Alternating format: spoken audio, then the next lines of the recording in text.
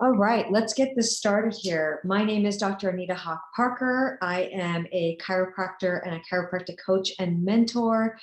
I really focus and enjoy helping my fellow chiros get more successful and help more new patients, because there's no doubt that as we all get better, we all get better, right? As patients get happier with their care at office X, Y, and Z, then there might be more apt to see you one day or refer a family member or friend to see another chiropractor. So it is always a good thing for all of us to improve. But one of the most frustrating things I think most of my colleagues and myself have been going through, especially with this pandemic and a lot of patients staying at home and maybe being scared to come out to get the regular adjustments. But it's been frustrating for us to have new patients and then them not start care. There is nothing more frustrating to me where I have spent the time, the money possibly, to acquire the new patient, get them in the office, do a new patient exam, talk with them, spend my energy, understanding why they're there, and then they don't start care, especially when I know that I could help them, right? You may have experienced that too.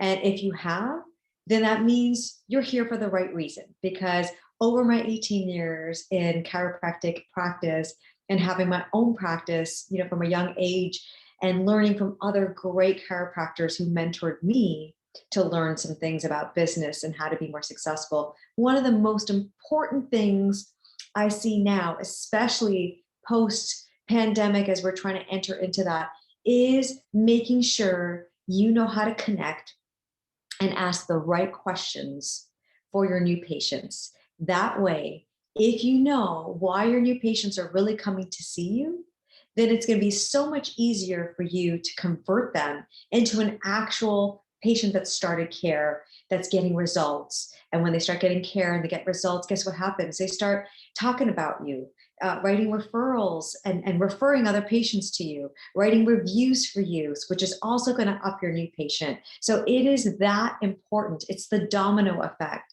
of making sure you are not just on your A game for a new patient, but you're definitely on the smart game of what is your patient really here about. Because I'll tell you right now, as I'm going to go through this with you today, they are not here because of aches and pains. They might start off to come off that way, but it is your job to investigate and ask those right questions. So today I'm going to go through what a new patient consultation is like in my office with my patient sitting next to me here, my husband, who's always my patient and my role model here that I do test dummy on. So I'm going to share that with you. Of course, we'll go through it live. But before I go through some of those, interaction with Dawn on how I would see a new patient, it is important for you to remember a few things just so you have your mind right when we get started.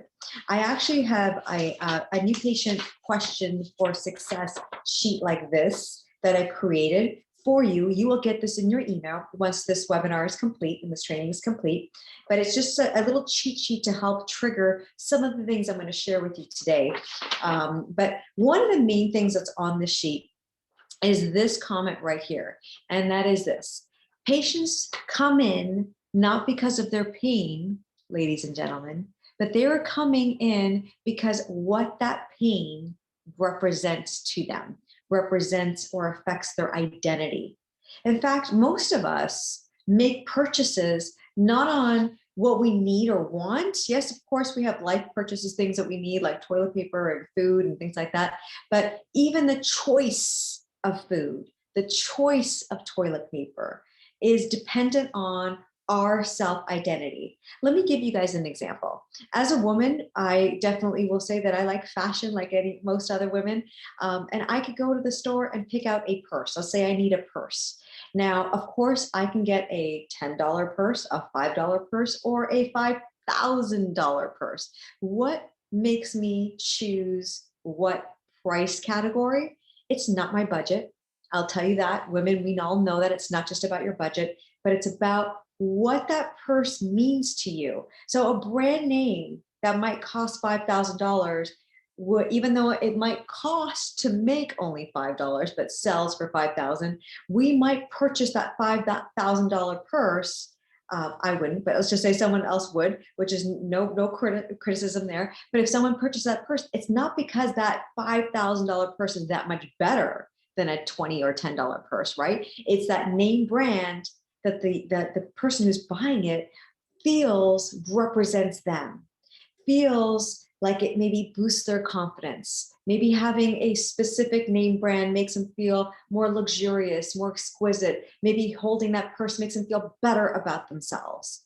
So you get where I'm going here? It sounds crazy to put this to purses and now putting this to healthcare, but I guarantee it still comes down to their self-identity, what's really motivating them. So I want you to think about this as you probe and talk with your new patients, because they aren't there just for the pain. They might be there because that pain is hindering something about their lifestyle, is hindering something about how they feel about themselves. That's really what it comes down to. And not to get so deep into psychology, but it is important to understand psychology, especially with our patients, because so much of our psychology is linked to our healthcare, right? You know that as well as I do. So it is our job to tap into that effectively. So you want to be prepared by asking the right questions. And that is what I'm going to share with you as we go in this interaction. But the other thing that I want you to think about as you watch this demonstration is, are these the right questions? And are you asking these questions not just face to face, but are you maybe also asking them certain questions to help lead you to the answers, maybe on their new patient paperwork, maybe on a new patient phone call? So you might want to think about, when they do call in to book a new patient appointment, are you asking them the right questions that are concerned and caring about why they're calling you, what aches and pains? Are you concerned about that so that they understand the value of coming in for the new patient appointment? For example, a new patient might call in saying, I'm looking to book a new patient appointment. And at that point, you can say, great, what time would you like? But instead of just saying, what time would you prefer, you might dig deeper, or have your staff, if they're taking the phone call, what are you consulting the doctor for? A new injury? A chronic injury, something you've been suffering and dealing with and frustrated with for a long time?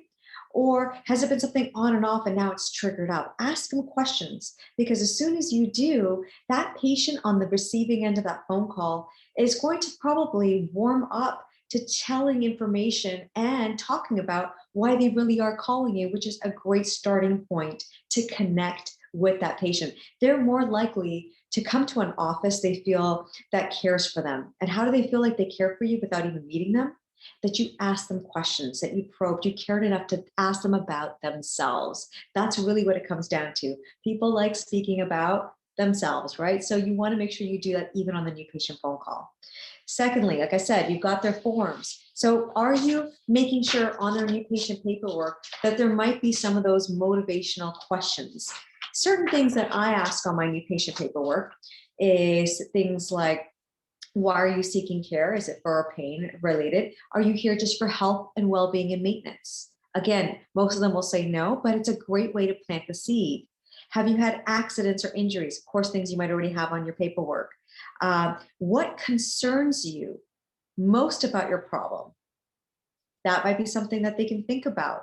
So they might not answer it on their paperwork, but you're starting to have them think about these things. What makes you feel better? What makes you feel worse? What are you concerned about with this aches and pains? How is this pain restricting your ability to sleep, exercise, work, daily activities, things like that? These are some of the questions you want to have already set up in your new patient paperwork. So if you don't already have that set up, make sure you do those changes, because they'll already start communicating with you on these forms, whether it's online or on paper. And then, docs, it is vital that you go in not cold with your new patient, but you go in having looked over the new patient paperwork, the forms they filled out, so that when you walk in, would it be better to say to your new patient, hi, I'm Dr. Haque, tell me what you're doing here today? Or would it be better for you to walk in and say, hi, I'm Dr. Haque, I see that you're having some neck pain. Tell me a little bit more about that. Which one sounds better to you? The second one, right? Yeah, absolutely. It lets the patient know that I cared enough to find out even a little bit about them before meeting them face to face, before sitting with them face to face. So you definitely want to make sure that you think about these two things, their new patient forms and getting yourself prepped. It only takes a couple of minutes to look through their forms, maybe get an idea of why they're really there so that you can ask them some very direct questions that will help them to open up and connect with you better, and therefore make them a better patient and get better results. So I'm going to go ahead now and go over what my new patient consultation looks like. I will stop from time to time to share some insights with you.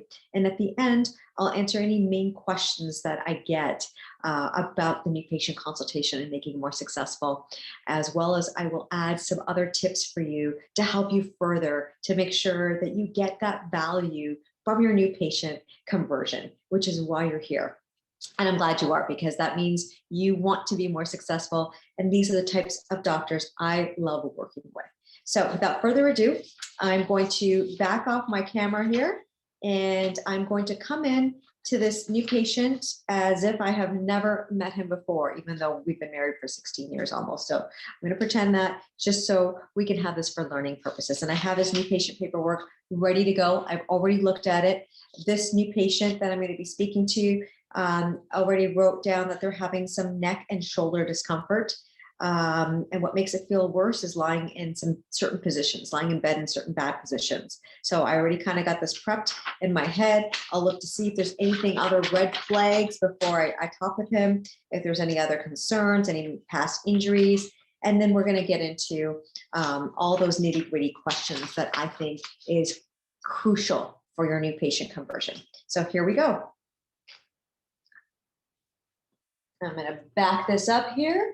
And without further ado, hi, Don. Pleasure to meet you. I'm Dr. Haque. Welcome to our office. Yeah, my pleasure. So I see that you have been having some neck pain and discomfort, which brought you to our office for the last several months. Tell me everything that's been going on. How did this start? I'm going to make some notes if you don't mind. Okay. Well, I'm a personal trainer. I've been a personal trainer for years, and for a while. It was just recently, I wake up during the night, and I have some stiffness in my neck a lot, and So it's waking you up, just so I'm clear?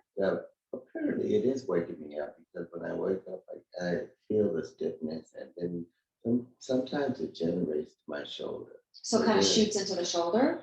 Has it ever gone past the shoulder and caused any kind of like numbness or tingling, or have you ever had numbness or tingling in the arm, hand, and your fingers? Interesting, because sometimes that can be linked to the neck. Which specific fingers have you felt that tingling in? Pretty much the big portion of my fingers, and a couple of them at the tip of my fingers. On the tips, okay. And Dawn, you said that this has been going on for some time. Just if you can estimate for me, how long do you think this has been going on for? Are we talking like weeks, months, years? Oh, years. Years?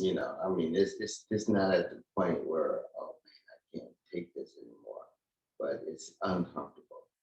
So it's been going on for years, and you've just been ignoring it? What have you done to help you? Ignoring it, pretty much. Try and lie down differently, try and stretch my neck, things like that. And stretching my neck sometimes helps. Have you seen any other doctors for this? No, I haven't. Have you ever been to a chiropractor before? No, I haven't. Oh, wow. I'm so excited that we get to be your first chiropractic experience, and hopefully it's a positive one. A lot of times when I have a patient that comes in to see a chiropractor, not their first chiropractor, they could be a little nervous, understandably. I want to let you know you have nothing to be nervous about today. All we're going to do is really investigate what might be causing this neck problem, and whether we can find out the cause and help you correct that cause. So we won't be doing anything necessarily in terms of treatment today. I just want to investigate to see if this is the right type of treatment and approach for you to help deal with this condition. I do have some more questions to help me understand a little bit about your neck. Sometimes neck issues that develop can happen from an injury. Do you remember even in the past something that could have been a starting injury? Sometimes it could be stuff like a whiplash. You don't even realize that's really an injury because you walk away with any scratches. Have you had any fender benders in the years past that might be important for me to know about, or anything that may have whipped your neck around? Well, I broke my jaw some years years ago. Oh, wow, okay. Yeah. And do you remember what year that was? Gosh, that was probably back in 16 or 17. Okay, 2016 or 2017. Yeah. So it's been quite some time. Did you have neck discomfort prior to breaking your jaw? Not anything that was noticeable. So it could have just creeped up afterwards. It could have. Do you think that your habits may have changed once you had that jaw fracture and healing, in terms of maybe posturally with your neck? Was there anything that sort of switched off for you that was different? Other than discomfort in my jawline, no, not really. Haven't really changed anything. Okay. Now, I'm going to ask you some typical pain-like questions. Answer them for me as best as you can, just so that I can see where maybe this might be coming in from. What does the pain feel like? If you could describe it for me. Example could be, is it sharp? Is it shooting? Is it achy? Is it dull? Is it boring? Or tell me, what? It's like a dull. A dull? Like a dull. Achiness and stiffness as well? Yeah, stiff. Yeah. Okay, and if you were to rate it on a scale of pain scale of 0 to 10, 10 is obviously the worst pain you've ever experienced, maybe your fracture of your jaw, you would tell me, or 0 is obviously no pain. Where do you think that this pain ranges from? I know it might be different number based on what you're doing, but average, when you're feeling it at night, that seems to bother you the most? I think the worst I felt is about 6. 6, okay. And besides nighttime and it kind of waking you up, is there any other positions that you've noticed with your neck that it bothers you? Is it there at all during the day, even on the low grade form, but you're just used to it possibly? I'm probably just used to it. And you just dealt with it? Yeah. Our bodies are so smart like that. We just tend to adapt to our aches and pains. Right. Okay. So you kind of just deal with it. How about when you're driving and you're turning your neck and trying to look over maybe like a blind spot? Have you noticed, more stiffness or discomfort or restriction turning your head to that side? Not so much. A little bit when I turn to the right. Okay. So, yeah, I think when I move my neck to the right, I can feel it more than I move to the left side. And when you do turn your neck to the right, do you ever feel it like then kind of shooting into the shoulder? Actually, not often. Okay. I do not. And what about like when you're working, Don? I know that like sleeping is kind of bothersome, but when you're lifting weights or training clients or exercising yourself, have you felt any effects of this neck starting to hinder you in any ways? Not really. I mean, if I bend over to pick up a plate or a weight or something, and I'm not paying attention, and I don't really bend my knees, I'll feel a pull in my neck. Okay. But it doesn't stay with me. And so is it worse ever in the start of the day or the end of the day? Do you feel better in the morning or worse in the morning? And it gets better throughout the day, loosens up, or vice versa, or neither? I mostly feel it in the morning. Only in the morning. During the day, I just don't feel it. Gotcha. So it kind of loosens up. Yeah. Have you tried heat or ice? And has either of those helped you? Or I have not. Okay. How about those hot showers in the morning? Do you ever put them on your neck? And Shower always helps. The heat always feels good. And sometimes, you said you've been having this like at night. Are you feeling like you're not sleeping that well and a little more fatigued throughout the day then? When I'm really tired,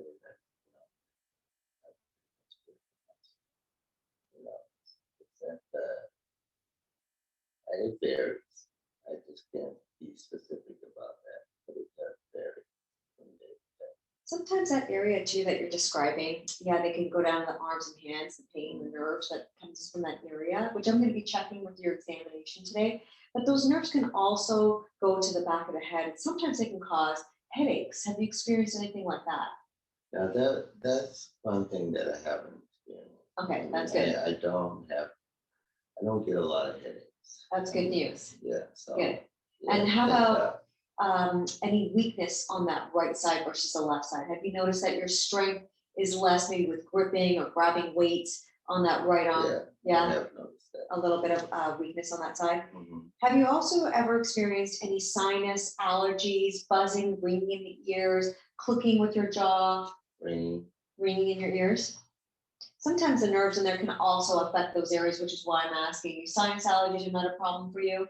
No. And I know, Dawn, that you're mainly here, concerned about what's going on with your neck, but is there any other areas in your body that you're concerned about that I should know about? Since we're going to check you head to toe, it's important to know, like, have you had any aches and pains, your lower back, your shoulder blades, your knees, any injuries with your knees or anything like that? No, I think it's just wear and tear. I was like an avid runner a while ago, and I stopped doing that. But a lot of cardio. I'm doing a lot of leg work, so I do experience some knee stiffness On both sides? on both knees. Is it worse on one versus the other? Probably the right knee is a little worse. Right knee's worse. Yeah. Interesting how both knees age at the same time. They both have been running. But why is one knee worse? Which is what we'll investigate with your posture and your spine as well, because like I said, everything connects together. Is the pain in your knee something that you've seen any other health professionals for? Orthopedist, your doctor, any MRIs or x-rays, any information you had about your knees? Actually, I have had x-ray. And any information you remember receiving about it?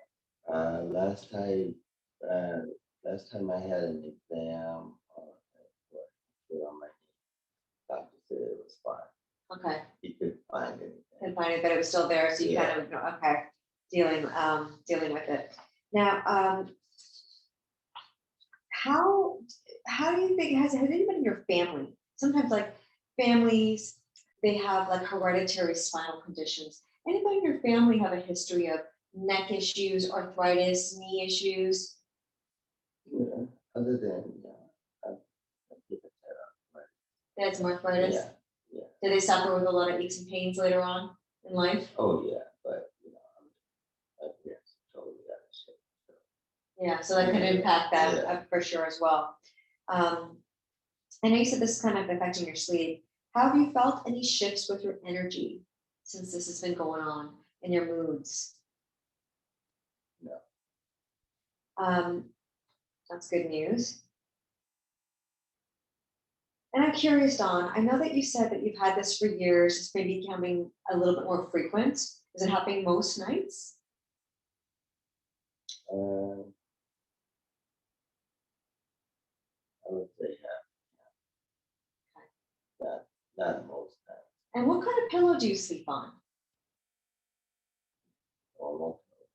What's a normal pillow for you? Like Just a regular fluffy pillow? Does it feel like it supports your neck? Is it comfortable for you? Probably not. I fluff it up too. Yeah. Comfort me. Gotcha. I don't just lie there. Okay. And you've had this pillow for a long time? Mm-hmm.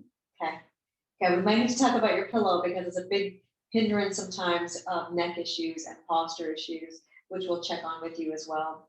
Another thing I'm curious about, Dawn, is like you said, you've had this for a long time. What made you decide to call our office now? Why now? I mean, you said you kind of been dealing with it, you've gotten used to it. So is there something that maybe this neck is starting to worry you about, or keep it? Mostly because of sleep, and I've had people give me a little, and I've thought about going to chiropractor too. Maybe that would give me some, but yeah, mostly because of sleep. I want to be able to sleep better, relax more. I have a hard time relaxing. Okay, you got it. Dawn, since we are, looking at you as a whole body, as I mentioned, that's why I was asking about your knees. Do you have any other goals, health concerns, anything that I should know about?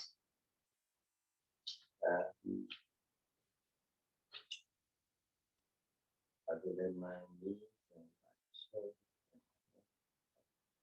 And if after we find out what's going on with your neck, and we can find out the cause, and we can hopefully help to rid you of this cause, is that something you're looking to do? Is correct this problem, or are you just kind of trying to find out what might be going on? Absolutely. I just want to find out what's going on, and basically, my back's been fine, and the whole reason I'm here is because of my neck or my knees, and I haven't had problems with my back, but that might be related too. But I've never really had an adjustment of back adjustment. So Well, you're in for hopefully a treat. Not that we're going to do an adjustment right now, but I think what we're going to have to do first is get down to the bottom of what might be really going on with your neck and see if this is a safe approach, if chiropractic is a safe approach for you. So what we'll do next is some tests. I'll do some orthopedic, some postural, some neurologic tests. I might want to take some x-rays based on what our findings are. And then once that's complete, I will study in depth the results of your examination findings, your range of motion. And I'll correlate them if we take any x-rays today as to what it looks like on the inside. And that way, Don, I'll share with you what I find. I'll tell you whether we can help. And if I can help get rid of this and correct this issue and get to the cause of it, I'll tell you what it's going to take, how long it's going to take, and of course, any associated costs or what your insurance might cover for you. Do you have any questions for me before we get started? yeah, I do. With my spine or my back have anything to do with my knees? Absolutely. Like, because I haven't been adjusted, even though I don't feel it in my back. Sometimes I'll stretch or stretch my lower back, and it kind of gets me a little relief in my knees. So that might be linked in there. And so what That's I'm what gonna, I'm asking. yeah. So before I give you a definitive answer, what we'll do as part of your examination today, I'm gonna take a look at all the segments, including the ones in your lower back and your pelvis. We're gonna do some tests as well on your knees, not just for your neck, and see if there's a correlation. So whole body approach, and that way I will be able to give you a little bit more of a clear answer is there some relation with what's going on in your back with your knees? It can definitely be a common thing since the nerves that affect our knees and the functioning of our knees comes from our spine. So we'll check all of that for you today. Yeah, I'm asking that because the doctor didn't find anything wrong. And it's still bothering you. So we might as well do some investigation and see Right. what's going on in there. And one other thing that we'll check with you today is how your arches on your feet are, because your feet and your ankles has a lot to do with what might also be going on with your knees. So we'll do a foot scan on you too. Dawn, lastly, before I let you get undressed into the gown for us to do your exam, your diet and activity level has a big impact on your health.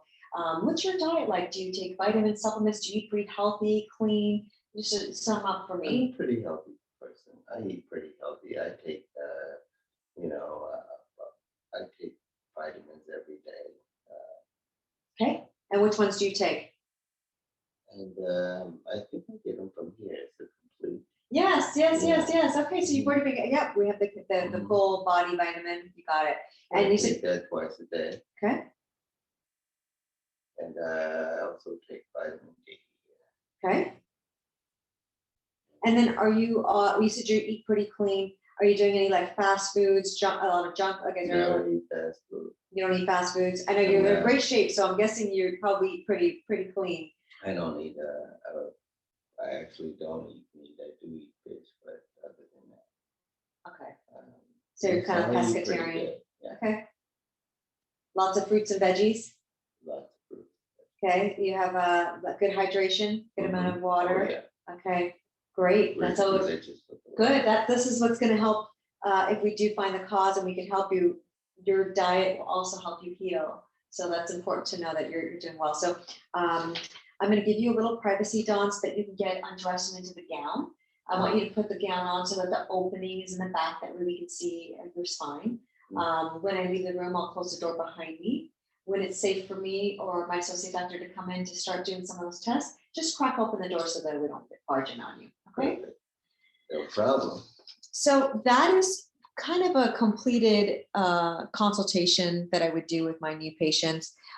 Definitely went a little longer than a lot of times, it might be 5 to 10 minutes, but you might notice that there were some main questions that I asked that you want to make sure that you ask your patients if you're not already.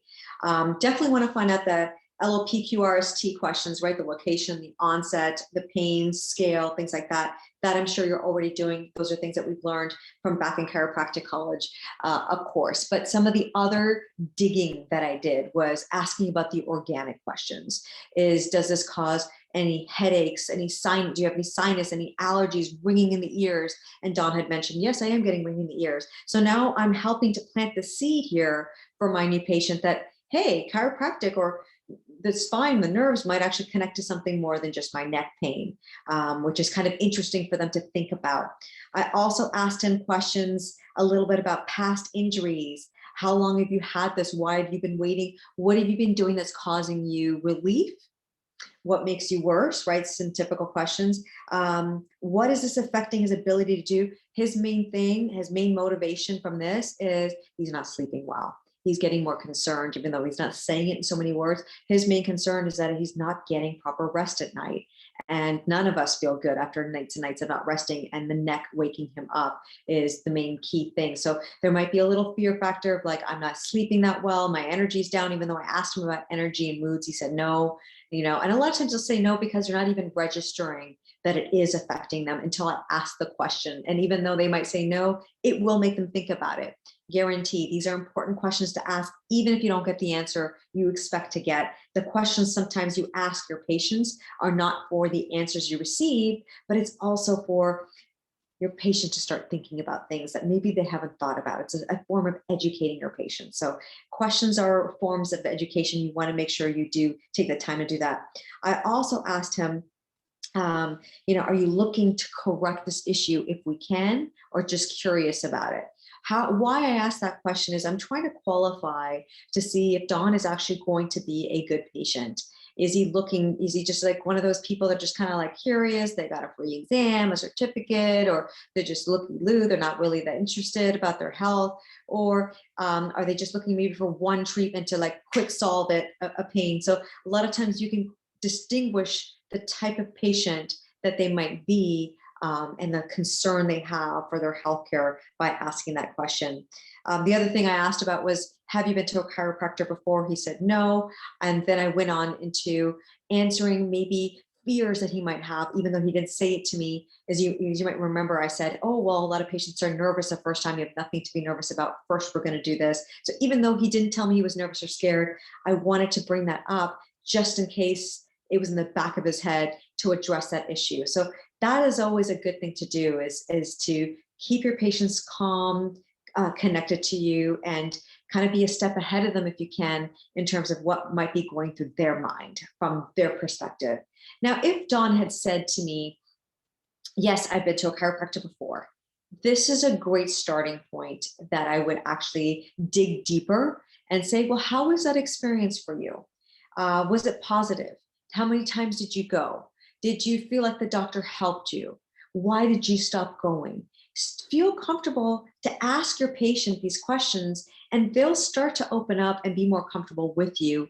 And some of the answers I've gotten over the years have been very interesting. I've had some patients who've been to chiropractors that were very negative and very scared to get treatment, but they were just desperate and they maybe referred to somebody. But that's when I could say, what type of adjustments do you remember? Oh, don't worry, I'm not going to be doing that with you. Or, if they had a bad experience, why was it a bad experience? Maybe it's the demeanor of the doctor. Sometimes I've gotten answers about the staff. Sometimes patients have even said things like, I felt worse after I had my adjustments. And that's where I would say to them, you know what, I completely understand. Sometimes that can happen when you're correcting a problem and dealing with scar tissue, but we're not doing anything with you today. So you don't have to worry. We're going to find out exactly what's going on and whether I can help you. So again, these are things that your patients don't always bring up, but they might have in the back of their mind that it's really important for us docs to ask so that we can have a better new patient consultation.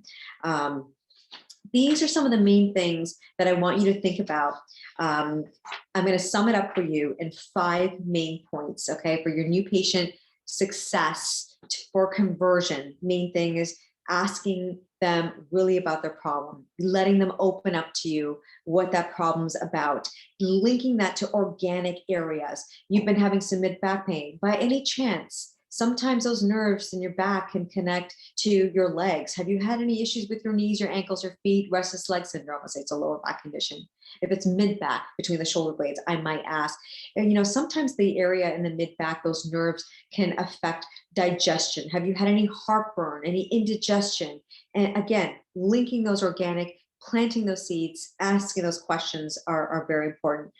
Past injuries, right? Aches and pains that maybe they've ignored. Have you had any injuries that are important to your body that maybe would link to a pain somewhere else years later because you're compensating? Some of these questions, no other doctors have taken the time to ask them. So it is important that you are the one to do that. Number two, finding out, which is kind of our number one, right? We started this webinar with that, why they're really there. How is this pain really affecting their life and identity? For Don, in this consultation that we just completed, I would say the main thing that it's affecting him in terms of his life is his ability to sleep, get comfortable, and feel relaxed. So he's not relaxed, he's not sleeping well, and that's affecting his ability to be himself. Even though he didn't say that in so many words, that's what, as you try to do this more often, you'll get a summing factor about what that patient's really there, or why they really came into you. How's it affecting his ability? Number three, how's it affecting your ability to function on your day-to-day basis? There's definitely something that's affected most likely before they come in and see you. For him, it was definitely sleep, a little bit with work. He said sometimes grabbing weights. Number four, what other health goals do you have? Notice how we started all about the neck and sleeping. And then towards the end of the consultation with Don, he started talking about his knees and started asking me questions. Do you think my back possibly could be linked to my knees? Even though knees wasn't his main concern, here's another thing that I can hone in on and focus on and put as part of his complete health picture. And then number five, I also asked this question, again, a great one for you docs to ask is, what would it mean to you if we could get rid of this pain or minimize this pain? So I asked it in a different way. I asked, if this was something we can correct and help you really get rid of, is that what you're looking to do? And sometimes they'll start to tell you what it would mean to them and if they're even interested in that. So these are the kinds of questions that we went through today that you want to make sure you have as part of your new patient consultation. These questions are important before I even do an exam, before I do any treatment, because it's at the report of findings that I'm going to go in now, having these questions that I asked Dawn about. I'm going to have them at the forefront so that when I go into my report of findings, I can start with, here's the problem, here's why it's affecting your sleep and causing you struggle here, and here's what we can do to get rid of it. So now when I go to the report of findings, I'm going to link his main concerns, his main goals, his main focus, and how it also affects not just pain and function, but it affects his day-to-day, his self-identity. And that's something that I really focus with the report of findings. That is probably the most important appointment you'll have besides the new patient connection and asking these questions, is how to effectively communicate and wrap this all up into what's wrong with me, how are you going to help me? And that's what we answer on the report of findings. So hopefully some of these questions today that I went through has been helpful for you. If there is some homework I would suggest you do, is you will get a link to this download in an email coming to you after this webinar is complete. Print this out, look at your new patient forms, and see what other questions you may want to add in there that will make your new patient consultation more successful and help to guide you to ask those questions on your face-to-face. Even if it's a telehealth appointment, it's important to ask these questions. Maybe go back to the basics with your new patient phone call. Are you making sure your staff or yourself are asking them some of those care and concern questions and not just answering questions to the new patient, because that will also separate you. Now, during this pandemic, as I've been coaching other docs, like I said at the beginning of this webinar, one of the biggest things we've been tackling is how to be a lot more successful with new patient conversion. This is definitely a big key component, what we went through today. But a lot of times when we have new patients and then we go over the results and recommend findings, as well as recommend the type of treatment that they need, the frequency, they may not be accepting care. And if you find that you're getting a lot of your new patients not accepting care, not starting care, or maybe getting one adjustment and never coming back, I kind of consider that maybe not starting care. They're just kind of curious and maybe they didn't really follow through with the results they could get. That means we need to go back to the basics, and the basics of how you're connecting to your patients, and then how you really connect on the report of findings for them to understand what value, what results you're really going to bring to their life. How is spending money and time at your office going to make their life better? If that's something that you need help with even further, I totally understand because I did too back in the day when I was getting new patients and spending time and money on ads and marketing and spinal screenings. I get new patients and I was so busy, but then they weren't accepting care and it wasn't affecting my ability to help these people. That's when I knew I needed to get better and get some coaching and learn from some other successful doctors who were starting patients on their care, who were getting patients better, because there's no point or nothing more frustrating than spending all that time and work and then you're not able to really help them by maybe you missing the mark on certain things on the report of findings. But that's what I'm also here to help my doctors that I coach with. And I'm looking to help a few more doctors really hit their mark and hit their goals for 2021 and not let a pandemic, not let some of the stress, the frustrations hold them back from hitting the levels of success that they deserve and that they really want to get, and therefore helping other patients get better. If you are one of those people, then I might be interested in helping you achieve those goals. And what I'm going to offer you is a consultation with me, a coaching call at rather, where we can go over what your main goals are and see if this is something that's a good fit or some tools that I might be able to help you with. I've actually developed a special course for my chiropractors to be able to get the answers, get the help that they need, not just through coaching with me, but having access to what are those scripts? What are those questions? What is the checklist? And so, with that being said, I'll show you a quick form of what this looks like on the course as I share my screen with you. This is our coaching, peak chiropractic coaching program. And you'll see that on our coaching program here, we have a bunch of videos. And these videos are all educational videos that I've created for my doctors as to first adjustment procedure. I can click on that right here, and that will take us to what that video is, what to be saying, how to actually do the first adjustment so that a patient is successful. You can watch the videos at your leisure on your smart device. I also, in addition to the videos, have tools for you, things such as, let me go back to my dashboard here, things such as manuals and scripts. And as you can see here, patient wants to seek an MD. They want to know how to do that, right? And what's the script for that? That's just an example. I also have scripts on all my new patient scripts that we went over today, word for word, as well as a report of finding scripts, as well as scripts when you're doing a re-exam. So all of this is ready for you. In addition to that, you get marketing tools, flyers that are already ready to plug and play so you can put in your practice information and market things like Mother's Day around the corner. So you don't have to do all the heavy lifting. Remember that in order to be successful, it's not just how great of an adjuster you are, but it's how great patients know that you're there and what you can do for them. And that's what I'm here to help you with.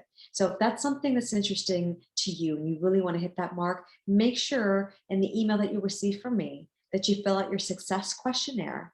And then you can set up a time to have a phone call with me. I will go through your success questionnaire in depth and talk to you about what your goals are, some tools and tips and actions that you can take to help you reach that, and whether or not we might be a good fit to work together. I don't like to work with anybody. It's really select doctors who I know are looking to become successful and are willing to do what it takes, even though it's not a lot, but they're willing to do what it takes to hit that level of growth and success.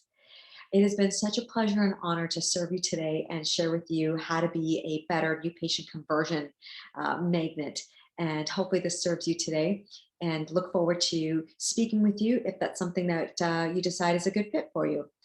In that realm, I'm going to wrap this up and say my goodbyes to you, and I will be back in a future webinar, hoping to share some other insightful things that will further your practice and success. Thanks so much.